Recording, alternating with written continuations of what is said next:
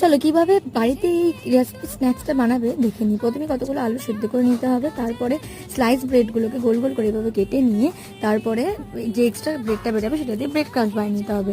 তারপর ওই সেদ্ধ করে দেওয়া আলুর মধ্যে জিরে গুঁড়ো, চিলি ফ্লেক্স আর একটুখানি নুন আর স্বাদ মতো সব কিছু দিয়ে ভালো করে মেখে নিতে হবে। আর এদিকে দুটো ব্যাটার বানিয়ে নিতে হবে, 2 চামচ ময়দা এবং 2 চামচ কর্নফ্লাওয়ার দিয়ে।